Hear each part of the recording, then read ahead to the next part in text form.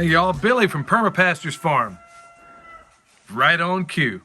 Every single time we try to film. Anyway, check out the Permaculture Pimpcast. Pimp stands for Permaculture is my passion. And I think you're going to be glad you did. So we're putting a lot of good information over there, also on Patreon as well. All right, so we're going to talk about one of those topics that most people are going to think is not such a sexy topic to talk about, but it is of profound importance, especially if you're building a homestead from the ground up, and that is observation. And frankly, of all the things we've ever talked about, I got to be honest, it's one of those principles in permaculture that I've spent the least amount of time discussing. And I dare say it's one of the most important. And there you go. I get an amen from the chicken down there. All right. First thing we want to observe, okay, we're not that far removed from the shortest day of the year, which means the sun is the lowest in the sky it's going to be, okay? In the summer, it's going to be up high. And then obviously in the winter, it's going to track across the sky a lot lower. If you're building something out there, depending on where you live, no matter where you live, really, it ought to be something you're thinking about, okay? So, like, for example, where I live right now, we're perfectly situated to the south right here. And when the sun's as low in the sky as it is, it's actually coming through the house all the way up and down here, and it's shining into the house. Now, how could you use that? Now, this was a house that was already built. I didn't build this. But if I did, or it was another structure like it, let's say it was something that you could capture some of that energy, store it in like thermal batteries, something like an earthship maybe, where you could literally capture that heat into your house, have it store in certain places, and then radiate through the night. It could also be a really good place if you have a solar water heater and how you want to situate that thing. Observations in permaculture, seriously, it's one of those things that can get you in the worst trouble in the world.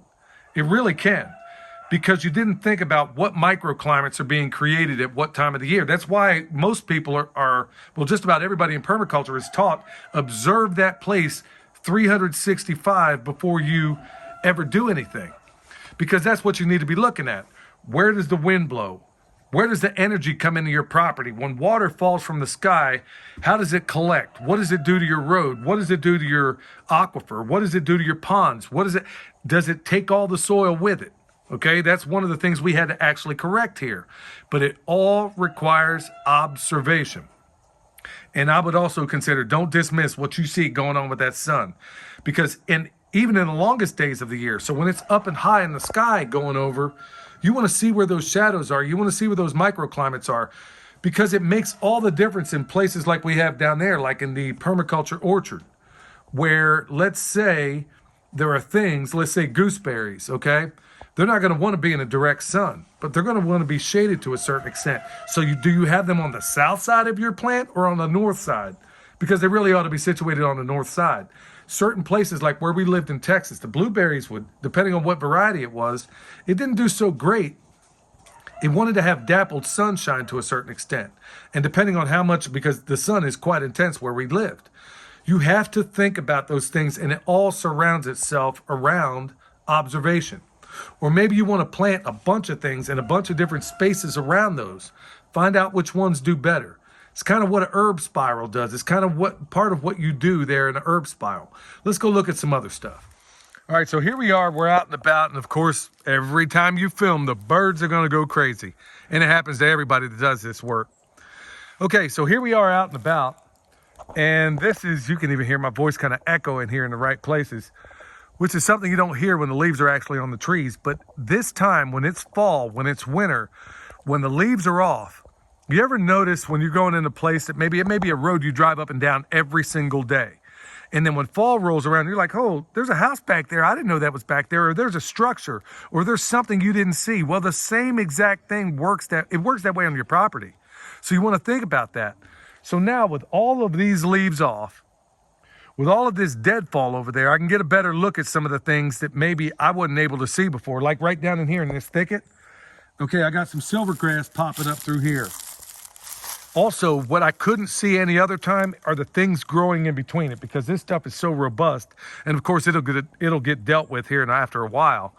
But when you see all these things, it's telling you, okay, I got problems, or I got things that I didn't know I had, But let me tell you what else you find. You're going to find trash. Okay? I hate to say it. I mean, we've been on this property for 3 years now, and we're still pulling out Christmas trees in crazy places with ornaments still on it. So it's also a good time in terms of your observation to see what trash has been dumped out there and what you can find. And believe me, we are finding it forever and a day. Let's look at something else. All right, here we are on the backside of my house. Now, it literally goes up the mountain from here, as you can tell. We're still finding things, like I said a moment ago, like we got satellite dishes over here that, we would not have known had it not been for the pigs. That comes down to observation. Those things probably haven't been used in forever and a day. So that's more of that trash you're going to find. But here's something else I want you to see. Like I said, look at where the shadow falls right now, okay? This is why it's something important that you want to observe, because check it out. As I'm catching the runoff off this roof, now, do I want to because it's considerably cooler back here, it's not getting any sunlight at all. So if I were going to catch some roof runoff, I want to really pay attention to where that sun is falling right now, because if I have it in tanks, I'm going to obviously need those tanks to be liquid. So if we're on the backside of a place, you might want to think, does that make good sense to me? Do I want to stick it off to the side where it's going to do I want a black tank, and do I want to get it off to the side where it's at least going to get a little bit of sunlight to help thaw that thing out? Because frankly, there's things, everything on that side of the house is thawed out. Everything going up to the side of that mountain is thawed out. But look where you still see snow. Okay, so those are indications that tell you, hey, are there things I want to put here? Well, some of these, like that one Cortland apple I got over here, is something really popular in New York. Is that something I'd want to put down where it's going to be considerably warmer when I know this thing needs more chill hours? That's exactly why it's situated right over there where it is. So it's things like that where you can use shade and microclimate to aid you, and it could also be the worst thing in the world. But these are those things that nobody ever wants to talk about. That a video like this is not going to get 100,000 views, but it is of profound importance. We got to be thinking about those powers of observation in everything. All right, now this is one of the things that seems pretty obvious, okay? So right down, we're in this position because it kind of gives a better example of everything, although I'm not sure to what degree you're able to see it. Right here, we got Coco over here. He's grazing the side of this hill. Down behind him, we got the sheep, and then behind them, we got the chickens, okay? So this is one of those things, especially in the wintertime, where you really got to pay attention, because we stockpiled some forage for these guys, okay? I'm not sure it's going to be enough, but that's another video altogether. But the point is, I want to be able to, I monitor. That's the beauty of being able to have all of these animals in a space that you can actually monitor what they're doing. Because you see what it was like before, you got to have that grazer's eye, you got to pay attention.